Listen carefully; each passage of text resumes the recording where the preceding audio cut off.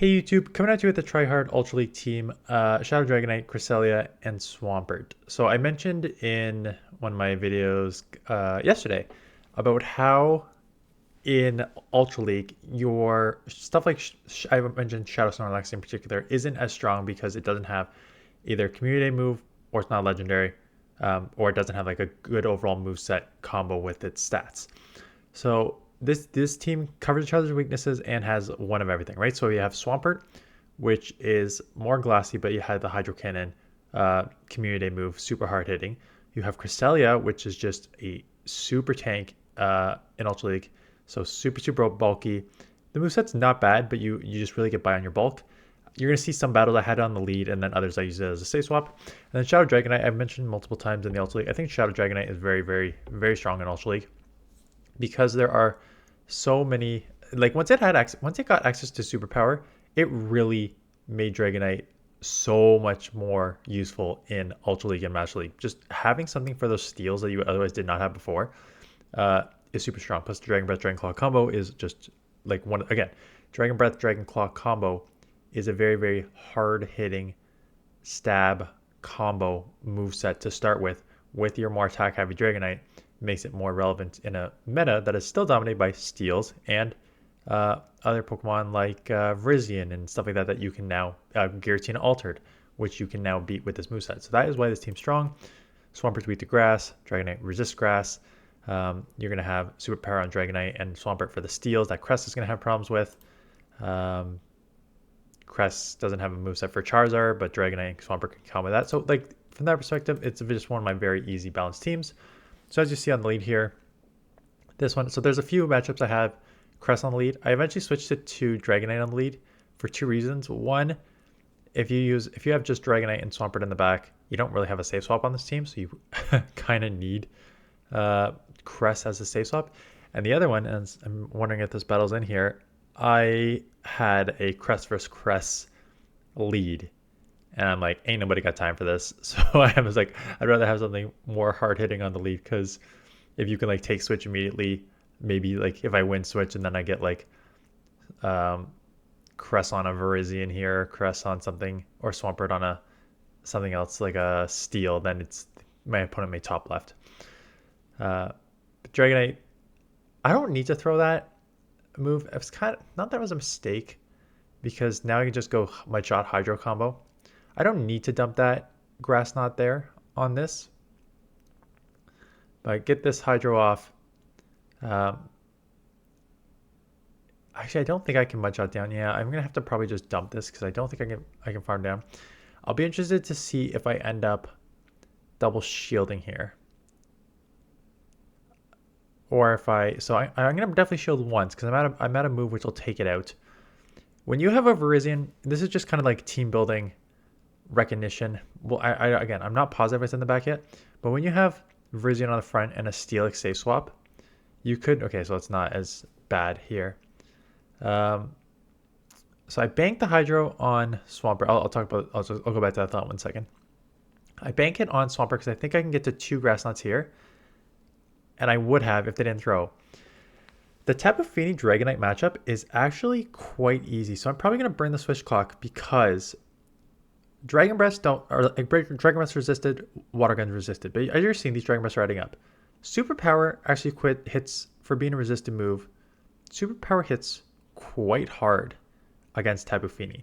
So I can basically go to back-to-back superpowers here. One superpower is going to take this into like the very deep red. So I'm going to superpower this, bank that superpower, come in here. Now it's because it's deep red, I can just Hydro.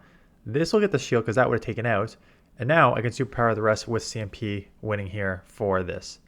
So that's just knowing the strength of Dragonite's matchup there with Tapu. It's not a terrible matchup. Ampharos here on the lead. Again, Cress is just, what makes Cress good in the lead is that you can generally stay in with anything. Doesn't get as hard counted as Dragonite, but again, Dragonite's a little tougher for safe swap.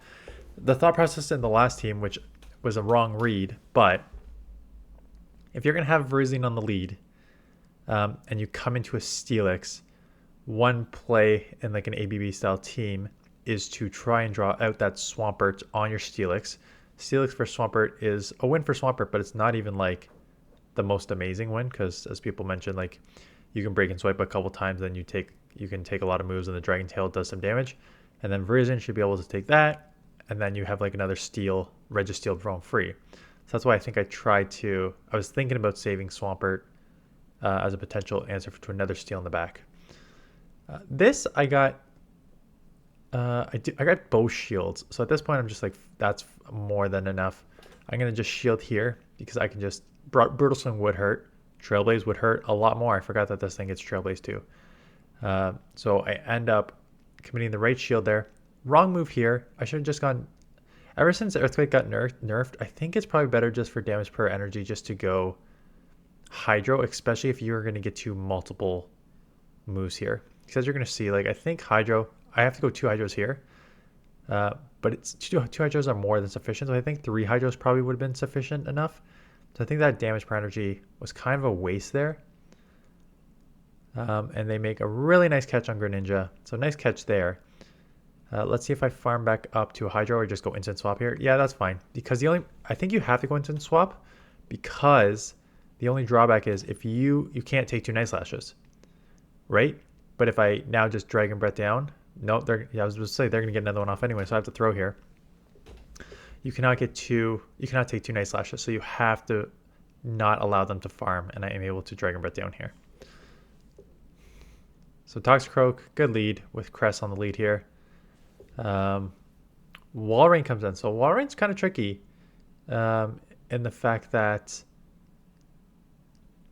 Dragonite's gonna have a problem. Dragonite, if you have super power, it's not bad, but double super effective taken from ice. You only have Earthquake on Swampert, and Shadow Swampert can only take 2 Icicle Spears in most situations. So it's a pretty rough situation there. So I gotta stay in here.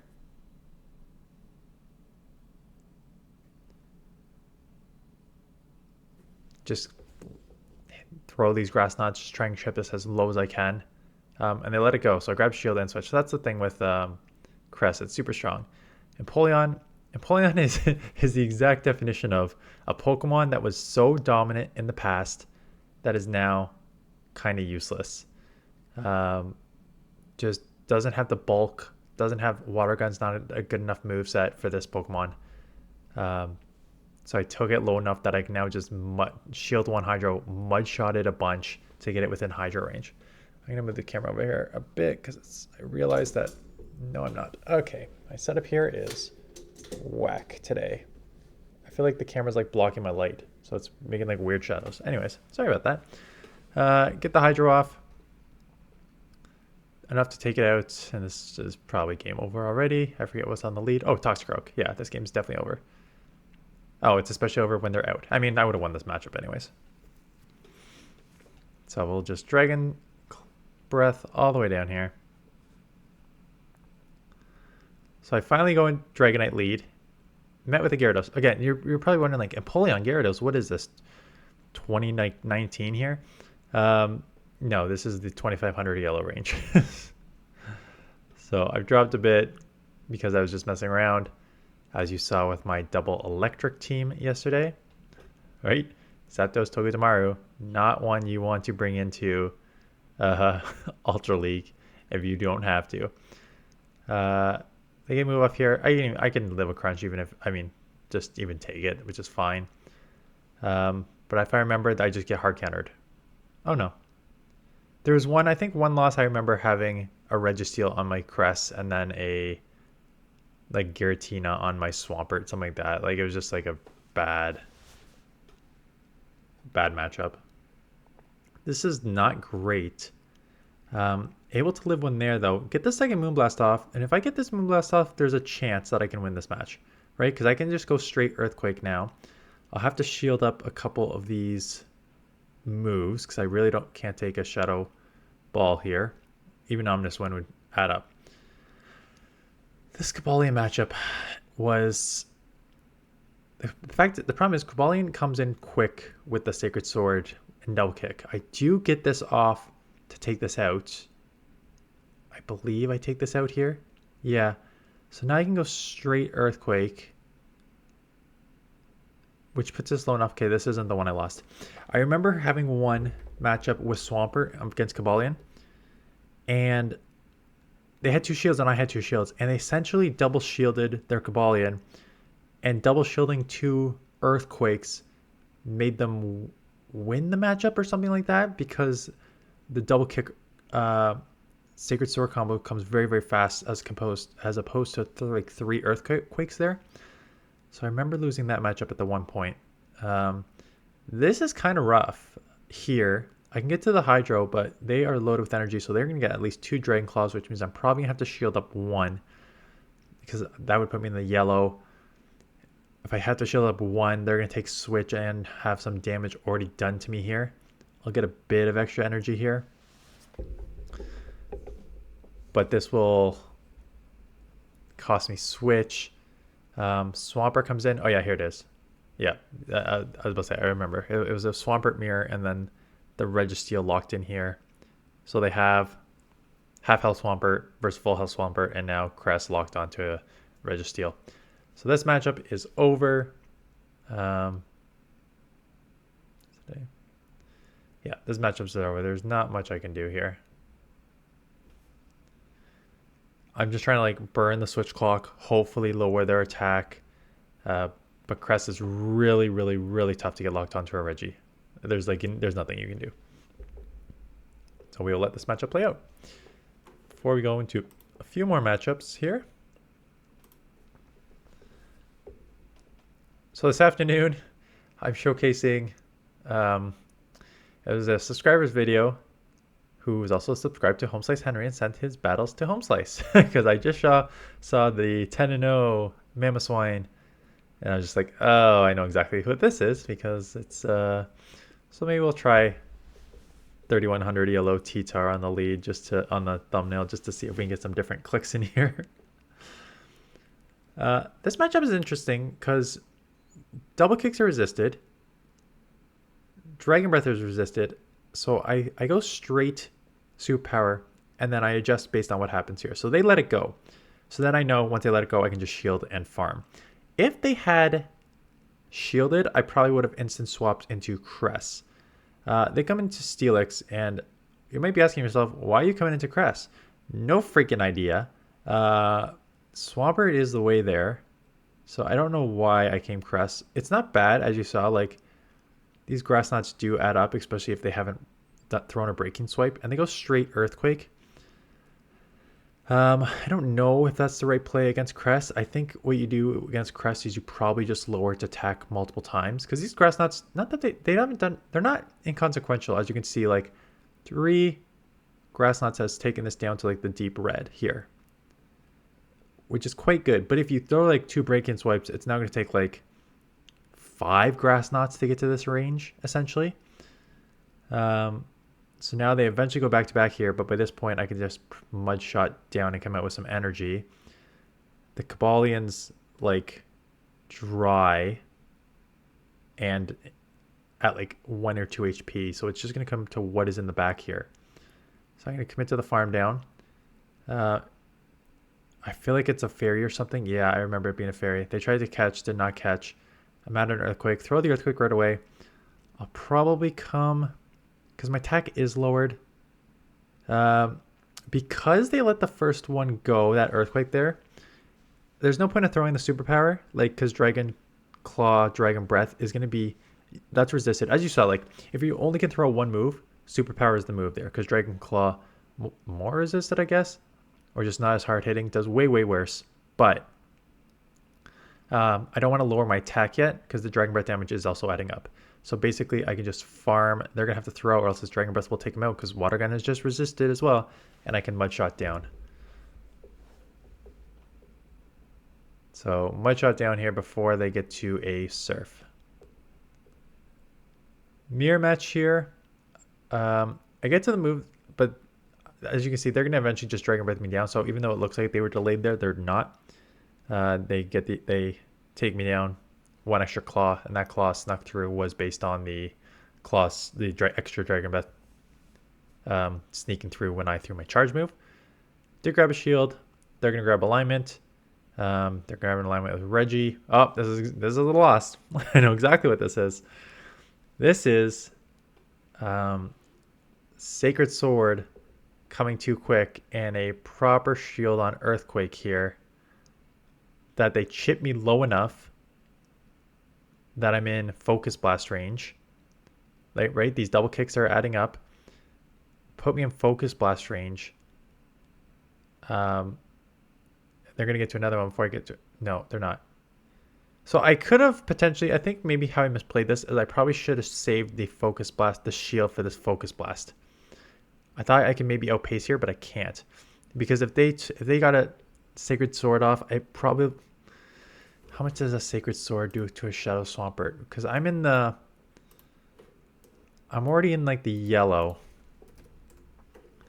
So let me just see how much a Sacred Sword does to a Shadow Swampert here.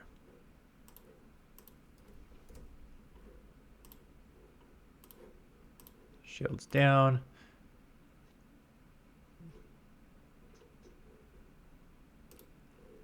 Oh. Cobalion.